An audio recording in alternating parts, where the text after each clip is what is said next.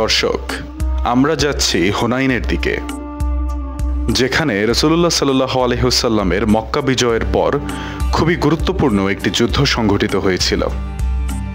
হুনাইন শব্দ হানান শব্দ থেকে এসেছে। এর নামকরণ করা হয়েছে হুনাইন বিন কানিয়া বিন মাহলাইল এর নাম অনুসারে। এই মুহূর্তে আমাদের কাফেলা দাঁড়িয়ে আছি আমরা ইসলামের ইতিহাসের অত্যন্ত গুরুত্বপূর্ণ একটি যুদ্ধের ময়দান হুনাইনের যুদ্ধের এই প্রান্তরে আমরা এখন দাঁড়িয়ে আছি। আপনাদেরকে বর্ণনা করব এই যুদ্ধ কেন সংগঠিত হয়েছিল এবং এই যুদ্ধের ফলাফল কি হয়েছিল ইনশাআল্লাহ। সম্ভবত হুনাইন আমালিক সম্প্রদায়ের লোক ছিল। পবিত্র কুরআন মজিদে এই হুনাইনের উল্লেখ এসেছে। এই স্থানটি মক্কা থেকে কাছে। এটি বর্তমানে সরাইয়া উপত্যকা নামে পরিচিত এবং মক্কা থেকে ২০ মাইল দূরে অবস্থিত। হুনাইনের যে প্রান্তে দাঁড়িয়ে আছে এই প্রান্তটা হচ্ছে মক্কা এবং তায়েফের মধ্যবর্তী জায়গা, যেখানে হাওয়াজিন গোত্রের লোকেরা বসবাস করত।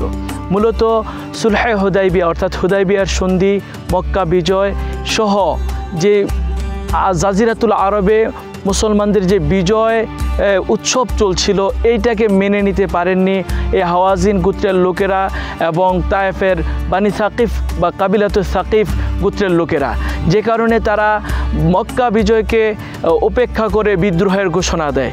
তারা এই দুই গোত্র সহ আরও দুটি গোত্র একত্রিত হয়, তাদের সাথে বানি বাকর এবং বানি নাসার এবং জাসাম গোত্র, এই 5টি গোত্র একত্রিত হয়ে তাদের ধন সম্পদ এবং স্ত্রী পরিজন সবাইকে নিয়ে মুসলমানদের বিরুদ্ধে চূড়ান্ত যুদ্ধের ঘোষণা করে। তাদের সংখ্যা ছিল ঐতিহাসিকগণ যেটা বলেছেন প্রায় 30,000 সৈন্য নিয়ে তারা মুসলমানদের বিরুদ্ধে বিশাল এক সৈন্যের সমাহার ঘটায় এই হুনাইনের প্রান্তরে। পক্ষান্তরে রাসূলুল্লাহ সাল্লাল্লাহু আলাইহি ওয়াসাল্লামের নেতৃত্বে মুসলমানদের সংখ্যা ছিল মাত্র 12,000।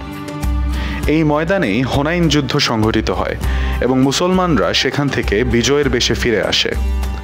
হুনাইন যুদ্ধ সংঘটিত হওয়ার কারণ হচ্ছে রাসূলুল্লাহ সাল্লাল্লাহু আলাইহি ওয়াসাল্লাম মক্কা বিজয়ের পর জানতে পারলেন হাওয়াজিন গোত্র মুসলমানদের বিরুদ্ধে যুদ্ধের প্রস্তুতি নিচ্ছে এবং গোত্রপ্রধান মালিক বিন আউফ যুদ্ধের ঘোষণা দেন।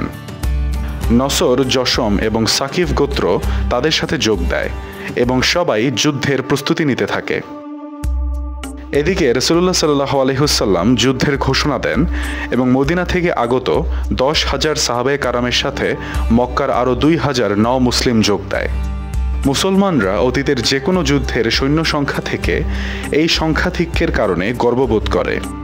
8 হিজরির 10 শাওয়ালের ভোরে মুসলমানরা ময়দানে হুনাইনে উপস্থিত হয়।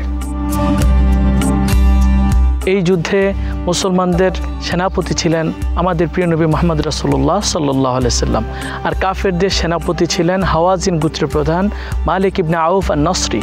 তিনি তার গোত্রের একজন বৃদ্ধের কাছ থেকে যুদ্ধের কৌশল শিখছিলেন।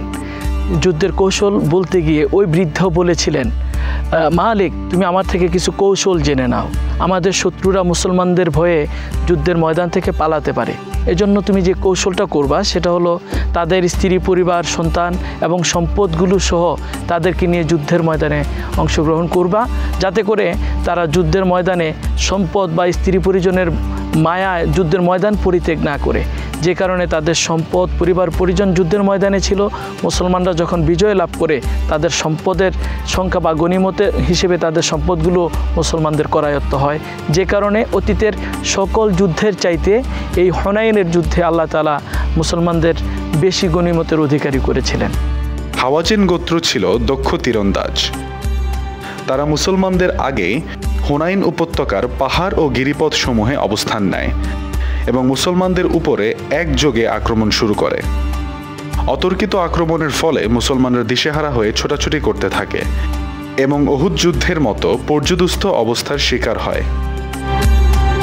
আল্লাহ তাআলা এই যুদ্ধের ঘটনা 9 নম্বর সূরা তওবা 10 নম্বর পারায় 25 এবং 26 নম্বর আয়াতে উল্লেখ করে বলেছেন। তিনি বলেন, যখন মুসলমানরা তাদের সংখ্যাধিক্যের উপরে ভরসা করেছিলেন, আল্লাহ তাআলা তাদেরকে স্থির হতে দেয়নি। যখন মুসলমানরা আল্লাহর উপর ভরসা করে যুদ্ধ অবতীর্ণ হলেন, আল্লাহ তাআলা তাদের অন্তরে প্রশান্তি তৈরি করে দিলেন। মুমিনদের এবং রাসূলুল্লাহ সাল্লাল্লাহু আলাইহি ওয়াসাল্লামের অন্তরে বিজয়ের একটা আত্মতৃপ্তি ঢেলে দিলেন এবং ফেরেশতাদের মাধ্যমে এই হুনাইনের ময়দানে মুসলমানদেরকে আল্লাহ তাআলা সাহায্য করেছেন, যে কারণে আল্লাহ তাআলা মুসলমানদেরকে এই হুনাইনের বিশাল ময়দানে বিজয় দান করেছেন। এই কঠিন মুহূর্তে রাসূলুল্লাহ সাল্লাল্লাহু আলাইহি ওয়াসাল্লামের পাশে অল্প কিছু সাহাবী উপস্থিত ছিলেন এবং হযরত আব্বাস রাদিয়াল্লাহু তাআলা আনহু রাসূলুল্লাহ সাল্লাল্লাহু আলাইহি ওয়াসাল্লামের খচ্চরের লাগাম ধরে দাঁড়িয়েছিলেন। এই যুদ্ধের ফলে গোটা আরবের ইসলাম বিরোধী শক্তির মূলোৎপাটন হয়। হুনাইন যুদ্ধের কয়েদি এবং মালে গনিমত নিয়ে রাসূলুল্লাহ সাল্লাল্লাহু আলাইহি ওয়াসাল্লাম জোরানায় অবস্থান করেন। এই সেই হুনাইনের মাঠ যেখানে হাওয়াজিন গোত্র সহ হাজার হাজার মানুষের বসবাস ছিল, কিন্তু আধুনিক এই সভ্যতার যুগে এই পুরো হুনাইনের মাঠটা এখন শুনশান নীরবতা একটি জনপদ, যেখানে কোনো মানুষের বসবাস নেই। তবে হ্যাঁ, কিছু কিছু জায়গায় উটের বহর দেখা যাচ্ছে বা ছাগলের পাল দেখা যাচ্ছে। হুনাইনের যুদ্ধে মুসলমানদের হাতে অনেক যুদ্ধবন্দী, ৬,০০০ উট, ২৪,০০০ দুম্বা, ৪০,০০০-এর বেশি ভেড়া বকরি এবং ৪,০০০ রৌপ্য মুদ্রা মালে গনিমত হস্তগত হয়। এটা ছিল মুসলমানদের সবচেয়ে বড় মালে গনিমত। রাসূলুল্লাহ সাল্লাল্লাহু আলাইহি ওয়াসাল্লাম যুদ্ধের ময়দানে কোনো সহকারী নারী, শিশু এবং দাসদাসীর হত্যার জন্য নিষেধ করেন। হুনাইনের নিহত একজন মহিলার জন্য তিনি দুঃখ প্রকাশ করেন। এই হুনাইনের যুদ্ধে পরাজয় বরণ করে হাওয়াজিন গোত্রের কিছু লোক তারা আবার তয়েফে ফিরে গেলেন। সেখানে গিয়ে বানি সাকিব গোত্রের লোকদেরকে সাথে করে আবার সংগঠিত হয়ে মুসলমানদের বিরুদ্ধে যুদ্ধের প্রস্তুতি নেওয়া শুরু করলেন। রাসূলুল্লাহ সাল্লাল্লাহু আলাইহি ওয়াসাল্লামের কাছে যখন এই গোপন সংবাদ এসে পৌঁছল, নবী করিম সাল্লাল্লাহু আলাইহি ওয়াসাল্লাম এই গনিমতের মাল মসজিদে জোরানা এখন সেখানে রেখে তিনি আবার সেই তয়েফ অভিযানে রওনা করলেন। তয়েফ অভিযান করে এই হাওয়াজিন গোত্র এবং বানি সাকিফ গোত্রের লোকদেরকে তারা যখন শুনলো যে রাসূলুল্লাহ সাল্লাল্লাহু আলাইহি ওয়াসাল্লাম সৈন্যদেরকে নিয়ে তয়েফ অবরোধ করার জন্য আসছেন, তারা তাদের দুর্গে অবস্থান করে দুর্গকে ব্লক করে দিলেন বা আটকিয়ে দিলেন, বন্ধ করে দিলেন। রাসূলুল্লাহ সাল্লাল্লাহু আলাইহি ওয়াসাল্লাম কয়েকদিন সেই দুর্গকে অবরোধ করে রেখে তায়েফ বিজয় করে আবার জোরানায় ফিরে এলেন। সুপ্রিয় দর্শক, আমরা এখন যাচ্ছি জোরানার দিকে। এটি মক্কার খুব নিকটের একটি জনপদ। এটি পুরাতন তায়েফ রোডের পাশে 10 কিলোমিটার পশ্চিমে অবস্থিত। পাথুরে পাহাড় এবং মরুভূমি দেখতে দেখতে আমরা জোরানায় চলে আসি। মক্কা বিজয়ের পর হুনাইনের যুদ্ধ শেষে রাসূলুল্লাহ সাল্লাল্লাহু আলাইহি ওয়াসাল্লাম এই স্থান থেকে উমরার এহরাম বেঁধেছিলেন। প্রিয় দর্শক, এই সে মসজিদে জিরানা যেখানে রাসূলুল্লাহ সাল্লাল্লাহু আলাইহি ওয়াসাল্লাম হুনাইনের যুদ্ধ শেষে শহীদ সাহাবায়ে কেরাম এবং গনিমতের মাল সহ এখানে যখন অবস্থান করেছিলেন, তখন তিনি জানতে পারলেন যে বিদ্রোহীরা আবার সেই তয়েফে একত্রিত হচ্ছেন মুসলমানদের বিরুদ্ধে যুদ্ধে অংশগ্রহণ করার জন্য। রাসূলুল্লাহ সাল্লাল্লাহু আলাইহি ওয়াসাল্লাম শহীদদেরকে এখানে দাফন করে তিনি তায়েফ অভিযানে চলে যান। তায়েফ অভিযান শেষে ফিরে এসে এখানে আবার হুনাইনের গনিমতের মাল তিনি বিতরণ করে আবার এখান থেকেই এহরামের প্রস্তুতি নিয়ে এহরাম বেঁধে পূর্ণ একটি উমরার জন্য এহরাম বেঁধে তিনি মক্কার উদ্দেশ্যে রওনা করেন। মক্কাবাসীদের রমজানে অনেকে এই জায়গা থেকে উমরার এহরাম বাঁধে। এখানে বর্তমানে একটি মসজিদ নির্মিত হয়েছে। রাসূলুল্লাহ সাল্লাল্লাহু আলাইহি ওয়াসাল্লামের স্মৃতি বিজড়িত এই মসজিদ। এই মসজিদটিকে বলা হয় মসজিদে রাসূল। হুনাইন যুদ্ধের পর রাসূলুল্লাহ সাল্লাল্লাহু আলাইহি ওয়াসাল্লাম এই জায়গায় হাওয়াজেন এবং সাকিফ গোত্রের গনিমতের মাল বন্টন করেন। তিনি 15 দিন পর্যন্ত জোরানায় অবস্থান করে নামাজ, দোয়া, তাসবিহ আদায় করেন। চমৎকার একটি গল্প আছে। রাসূলুল্লাহ সাল্লাল্লাহু আলাইহি ওয়াসাল্লাম এইখানে অনেক গনিমতের মাল তিনি পেয়েছিলেন। রাসূলুল্লাহ সাল্লাল্লাহু আলাইহি ওয়াসাল্লাম মক্কাবাসী মুহাজির সাহাবীদেরকে বেশি বেশি গনিমত দান করেছিলেন। এই প্রসঙ্গে আনসার সাহাবায়ে কেরাম একটু মনক্ষুণ্ণ হয়ে বা একটু মন মলিন করে সাহাবায়ে কেরাম রাসূলুল্লাহ সাল্লাল্লাহু আলাইহি ওয়াসাল্লামের কাছে আরজ করলেন, ইয়া রাসূলুল্লাহ, এই মক্কার মুসলমানরা আপনাকে তাড়িয়ে দিয়েছিলেন, আমরা আশ্রয় দিয়েছি। তারা আপনাকে হত্যা করার ষড়যন্ত্র করেছে, আমরা বুকে টেনে নিয়েছি।